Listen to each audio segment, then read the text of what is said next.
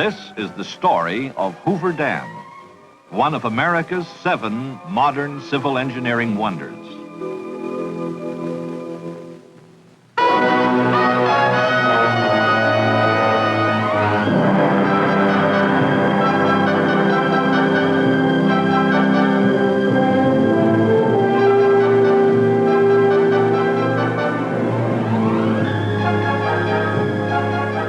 Build a dam in the wilderness and the world will beat a path to it.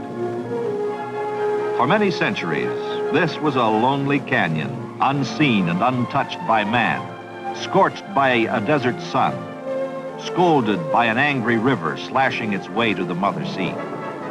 Now it lies peaceful and silent, except for the gentle hum of a hydroelectric power plant, the bubbling up of water as it leaves mighty turbines, the cheerful sounds of America and the world on the move to see this pioneer multipurpose reclamation project man built in Black Canyon.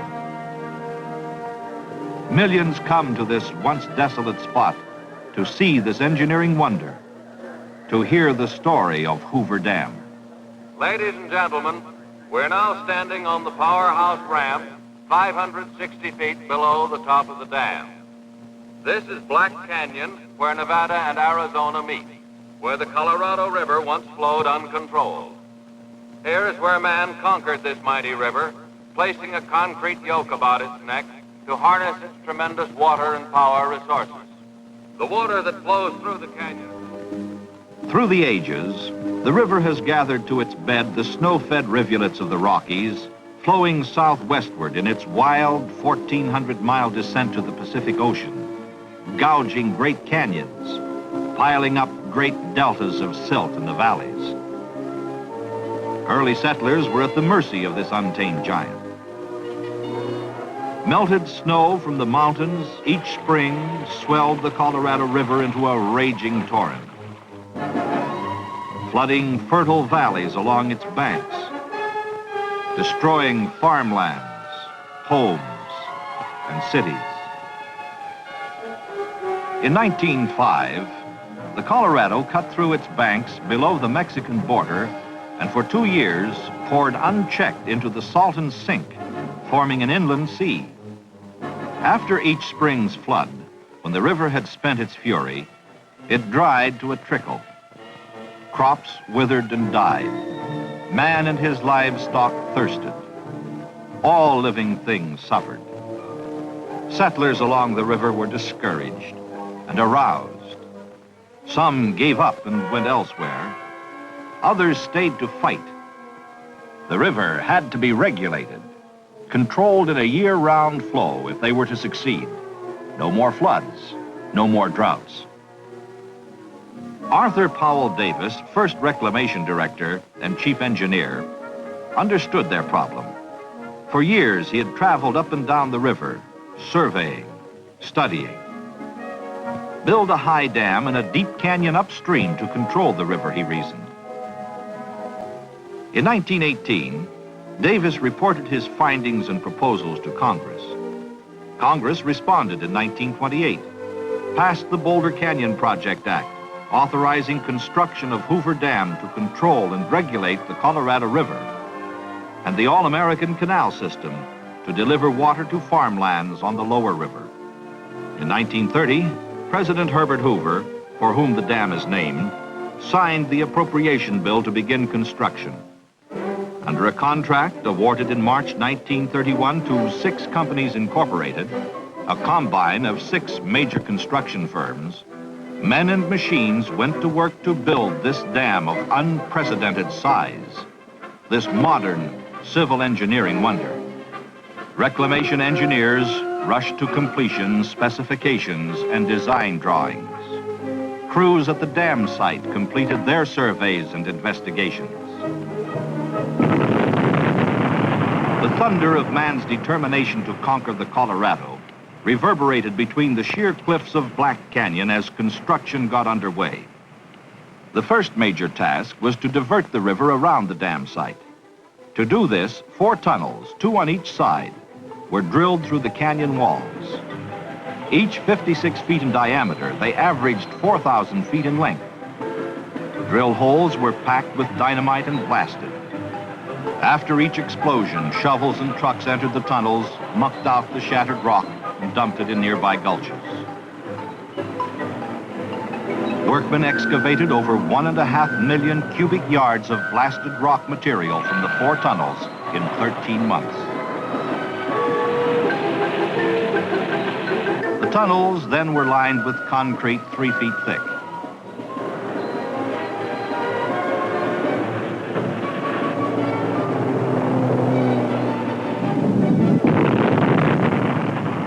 Explosions rocked the canyon almost daily for 2 years before actual placing of concrete in the dam began.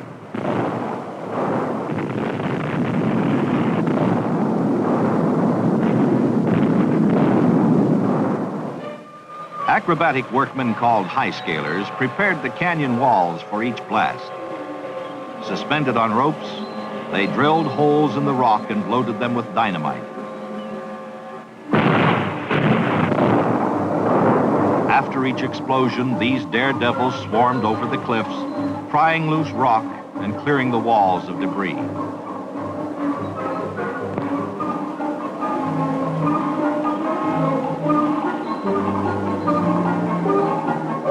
In November 1932, the Colorado River was diverted. Under control for the first time in its history, the river flowed around and past the site. Men and trucks dumped an earth and rock embankment across the canyon below the tunnel openings, forcing the river from its age-old bed through the huge diversion tubes. A second earth and rock dam was thrown across the river above the tunnel outlets downstream, keeping water from backing into the foundation area. Isolated and protected from the river by the 2 coffer dams, the site was pumped dry. Men and machines dug 135 feet below the old river level to reach bedrock for the dam's foundation, excavating over 2 million cubic yards of rock, earth, and sand. As cleanup of the dam site exposed the ancient bed of the Colorado River, geologists read the history of what happened ages ago.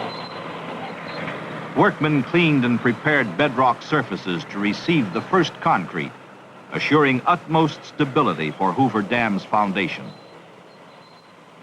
12 miles upstream, drag lines excavated sand and gravel for the dam's concrete from an old streambed deposit on the Arizona side.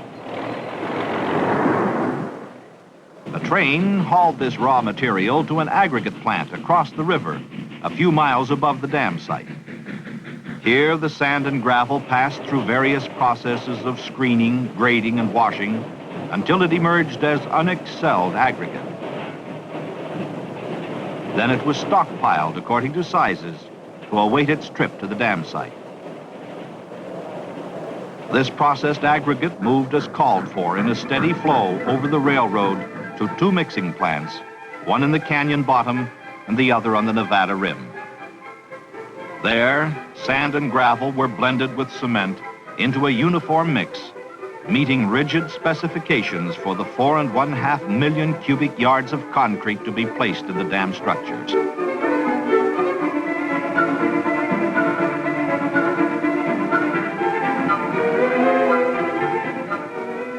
From the mixing plants, concrete was dispatched to all points of construction. 9 anchored aerial cableways spanning the canyon from rim to rim lowered the concrete into the forms and handled other supplies and equipment as well. As the first bucket of concrete settled into its foundation on June 6, 1933, Hoover Dam began its rise from the depths of Black Canyon. As cableways dumped load after load of concrete into the forms, the dam soon reached its full 660-foot thickness at its base.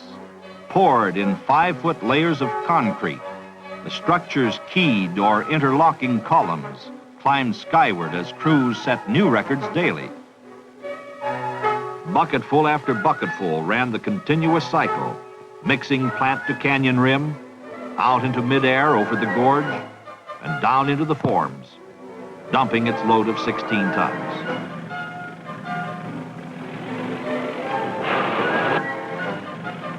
Crews vibrated and compacted the fresh pours, while buckets returned again and again to the mixing plants to be filled with more concrete or other waiting forms. Crews worked under all conditions, all seasons of the year without cessation, rain or shine, day and night. By June 1934, 1 year after the first pour, 2/3 of the dam's concrete had been placed in the forms. Hoover Dam had risen to an impressive height, already taking its place as one of the world's wonders.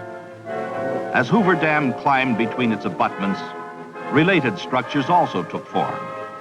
At the toe of the dam, the U-shaped power plant to house generating equipment, control, and maintenance facilities was built in twin wings, one along each side of the canyon walls.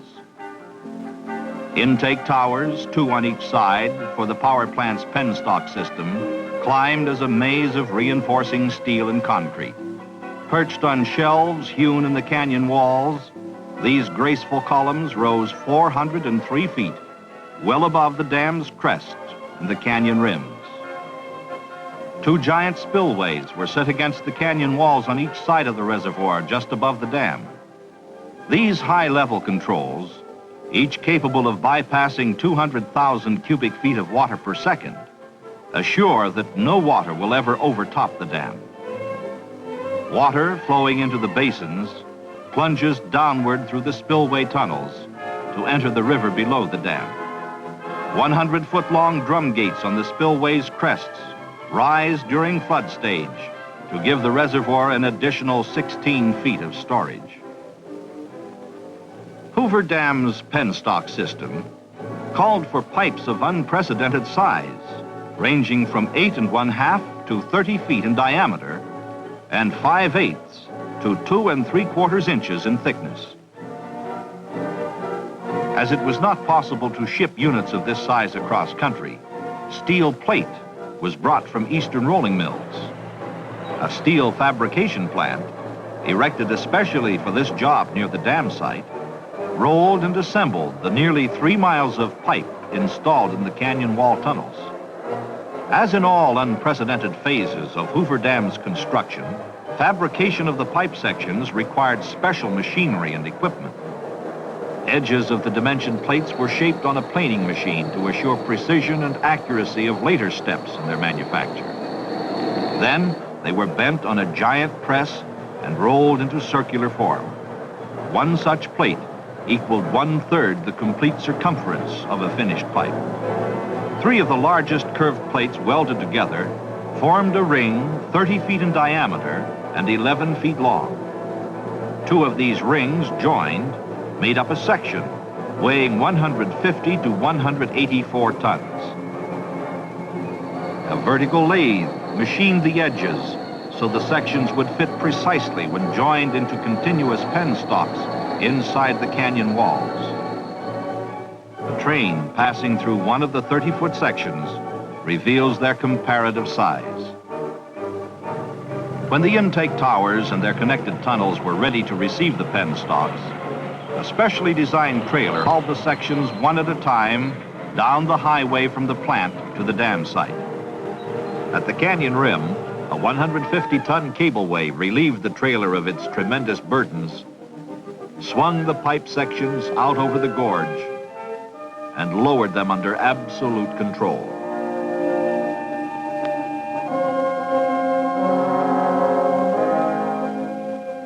Trailers waiting at portals of the access tunnels carried them to their permanent connections inside the main tunnels. The pipe sections were hoisted into location with cables and joined end-to-end pressure pins to form continuous conduits between the intake towers, turbines, and outlet valves. While this and other work on appurtenant features was going on, a continuous stream of concrete had been pouring into the dam forms. The structure neared its full height of 726 feet, far above the crest of any other dam yet built by man. On May 29, 1935, 2 years after they had begun pouring, crews placed the last concrete in Hoover Dam, a total of 3¼ million cubic yards. This modern civil engineering wonder stood completed 2½ years ahead of schedule. On September 30th, 1935, President Franklin Delano Roosevelt dedicated Hoover Dam to the nation's progress. He praised its designers and builders.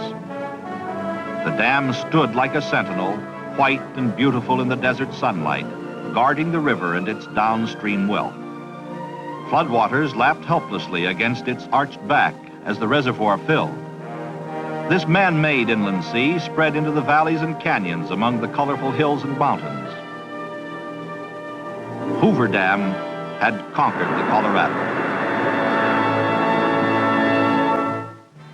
Turbine pits to hold Hoover Dam's 17 big hydroelectric units were built into the powerhouse. Generator installations began in 1935. The first generator, Unit N2, began commercial operation October 26, 1936, to serve the city of Los Angeles. In ones and twos, the generators filled the pits as demand for electrical energy in California, Nevada, and Arizona called them into service. Finally, in 1959, manufacture and installation of the last generator, N8, began. For 25 years, the N8 pit had lain dormant and silent, except for the hum of other Hoover generators. Now, as more generating capacity was needed, contracts were awarded for the generator's manufacture and installation. Plants throughout the nation fabricated N8's many parts. The design of N8 followed that of other Hoover generating units. It is a 95,000 kilowatt, 60-cycle, 16,500 volt generator driven by a 115,000 horsepower turbine. Falling water from the reservoir, which spins and powers the turbine wheel, is controlled by a huge butterfly valve, which permits the water to flow to the turbine from the feeder penstock. Weighing 2,000 tons, N8 parts were shipped to Hoover Dam on 60 rail cars. Arriving at the canyon rim overlooking the dam, the parts were lifted by cableway out over the canyon and down to the powerhouse. Parts descending into the gorge on strands of cable were familiar and almost daily sights, reminiscent of previous installations. And the main cableway operator was the same one who had helped install and operate the cableway during the dam's construction in the early 1930s. Others likewise had worked on the project throughout its construction.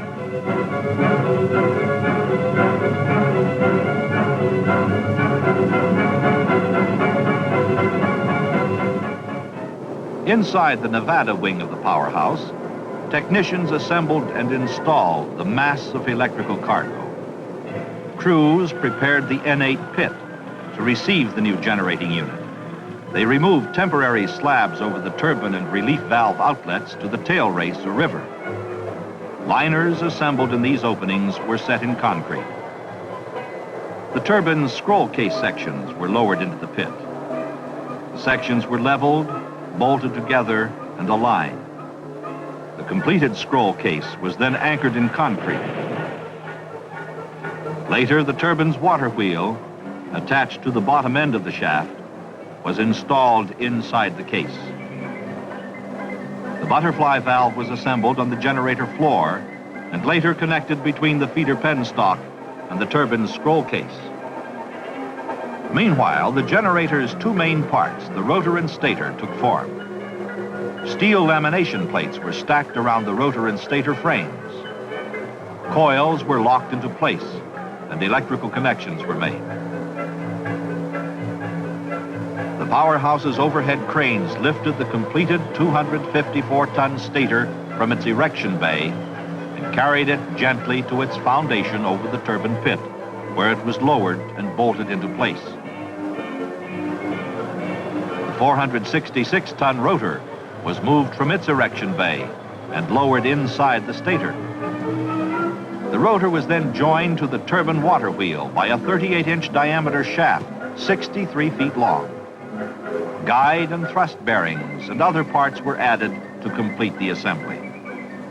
After test runs, N8 went on the line December 1st, 1961, to serve the state of Nevada and to complete the Hoover power plant, raising its capacity to 1 1/3 million kilowatts, keeping it as one of the world's largest hydroelectric installations.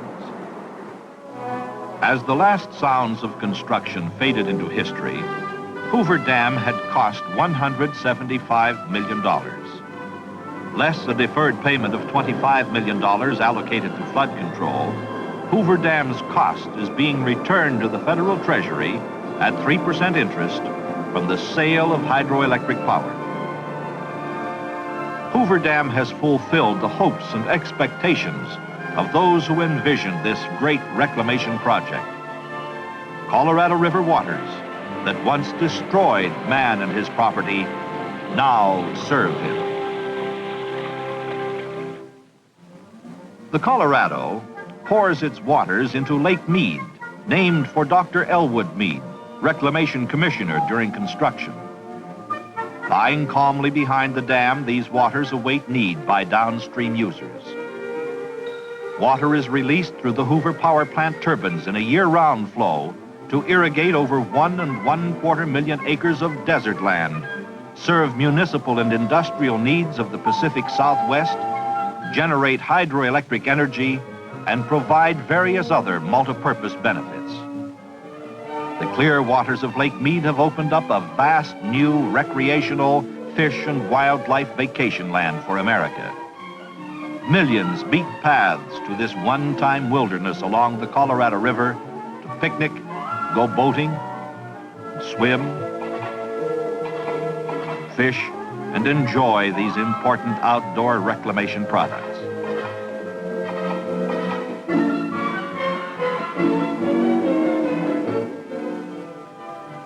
Hoover Dam and its power plant work around the clock to serve water and power needs of the Pacific Southwest.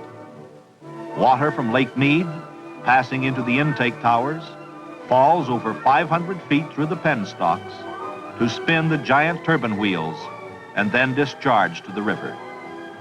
This action is repeated at downstream reclamation dams. Transformers step up Hoover Dam voltage as it comes from the generators. Lines carry this power up over the powerhouse roof to the switch yard. From there, it is transmitted over lines across the desert. The river flows southward, and along the way, man diverts from the controlled stream to sustain his prosperous way of life. 67 miles downstream, Davis Dam re-regulates the Colorado's flow, releasing water through its power plant turbines to irrigators in this country and Mexico. Davis Dam generators interconnect with those at Hoover Dam upstream and those at Parker Dam downstream. This energy goes out over transmission lines of the Parker-Davis project to farms, homes, and factories. Much of this Colorado River energy pumps the farmers' irrigation and drainage water. Parker Dam, 155 miles downstream from Hoover Dam, was built with funds advanced by the Metropolitan Water District of Southern California. Parker Dam provides a forebay for the district's Colorado River Aqueduct, another one of America's 7 modern civil engineering wonders. Electrical energy from Parker and Hoover power plants pumps water along the aqueduct. This waterway delivers municipal and industrial supplies to the Los Angeles and San Diego coastal areas. Parker Dam also controls floods. Below Parker Dam, Headgate Rock Dam diverts water to Colorado River Indian Reservation lands in Arizona.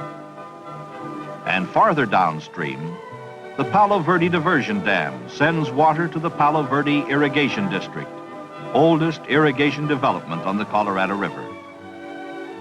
At Imperial Dam and Desilting Works, 300 miles downstream from Hoover Dam, Colorado River water enters river-sized canals to irrigate farmlands in California and Arizona.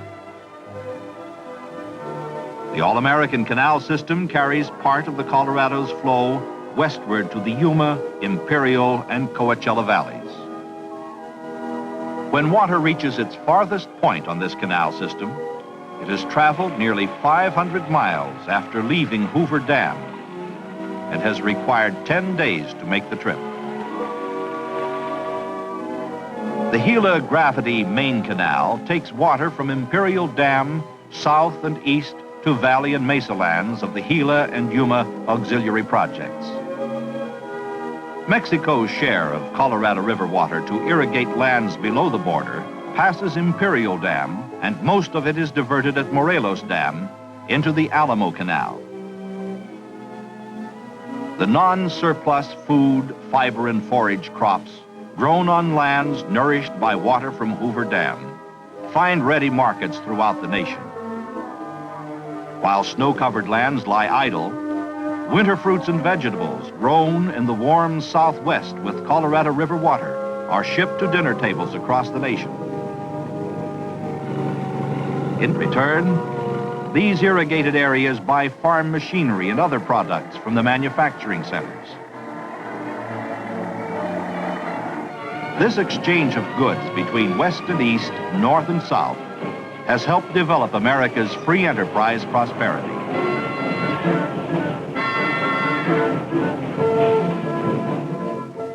Hoover Dam has pointed the way to the fullest utilization of the Colorado River's resources. Man is adding other mighty reclamation projects to the stairway of dams on the Colorado River. In northern Arizona, Glen Canyon Dam has joined Hoover Dam in conquering and regulating the Colorado. Potential sites in other canyons on the Colorado River await the day when they, too, will cradle mighty multi-purpose dams. These developments will write new chapters in the story of Hoover Dam, truly a modern civil engineering wonder.